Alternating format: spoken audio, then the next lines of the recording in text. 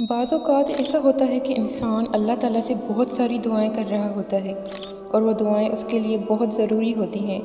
جن کی قبولیت اگر نہ ہو تو مانو انسان ٹوٹ کر بکھر کر رہ جاتا ہے، نہ آگے جا سکتا ہے اور نہ ہی پیچھے کوئی راستہ دکھائی دیتا ہے۔ ایسے لگ رہا ہوتا ہے کہ بس اب زندگی یہیں ختم ہونے والی ہے، لیکن یہی تو وہ وقت ہوتا ہے جب انسان کا امتحان ہو رہا ہوتا ہے۔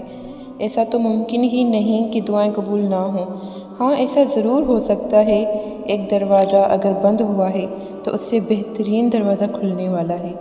اور ایک دروازہ بند ہی اس لیے ہوتا ہے کیونکہ دوسرا دروازہ تو پہلے سے کھل چکا ہوتا ہے۔ یہ تو بس انسان کی توکل کا امتحان ہوتا ہے۔ اللہ تعالیٰ سے ہم بہت ساری دعائیں کر رہے ہوتے ہیں تو اللہ تعالیٰ ان تمام دعاؤں کو قبول کرنے کے لیے راستے بناتا ہے۔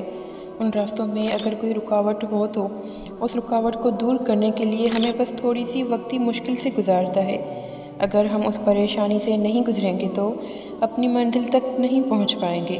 وہ منزل جس کو پانے کے لیے ہم تہجد تک پہنچتے ہیں،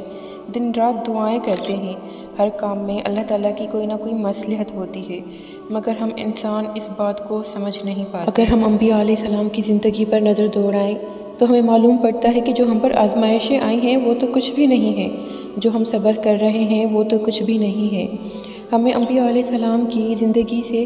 سبق لینا چاہیے کہ وہ تو اللہ کے پیارے تھے، کتنے صابرین اور معصوم تھے، لیکن پھر بھی وہ کتنی ہی آزمائشوں سے گزرے، لیکن پھر بھی ان کی زبان پر کوئی شکوہ نہیں آیا۔ کبھی انہوں نے شکایت نہیں کی کہ ہم تو اللہ کے پیارے ہیں، ہم تو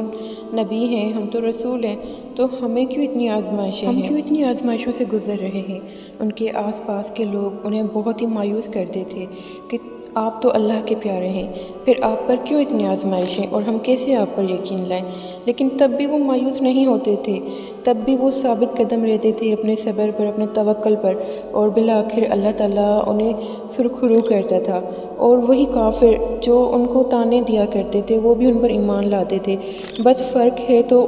انبیاء علیہ السلام کے صبر میں اور ہم میں یہ کہ ہم صابرین نہیں ہیں۔ ہمیں ہر چیز اسی وقت چاہیے ہوتی ہے، ہم چاہتے ہیں کہ اس طرف ہم دعا مانگیں اور اس طرف ہمارے لیے معجزہ ہو جائے، ایسے تو نہیں ہوتا،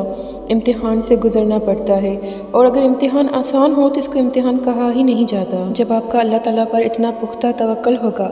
کہ جو بھی اللہ نے سوچا ہے، جو بھی اگر مشکلات میری طرف آئی ہیں تو وہ اللہ کی مرضی سے ہی آئی ہیں، اور یقیناً اس میں خیر ہے، اور یقیناً یہ مجھے میری منزل تک ہی لے جائیں گی۔ اللہ تعالیٰ اپنے مومن بندے کا صبر کبھی بھی ضائع نہیں جانے دیتا، وہ تو بس دیکھتا ہے کہ میرے بندے کو مجھ پر کتنا یقین اور توکل ہے، اور جب آپ یقین اور توکل سے صبر کرتے آتے ہیں اور اللہ سے دعائیں مانگنا نہیں چھوڑتے تو پھر آپ کی دعائیں ضرور قبول ہوتی ہیں، آپ کے لیے معجزے بھی ضرور ہوتے ہیں۔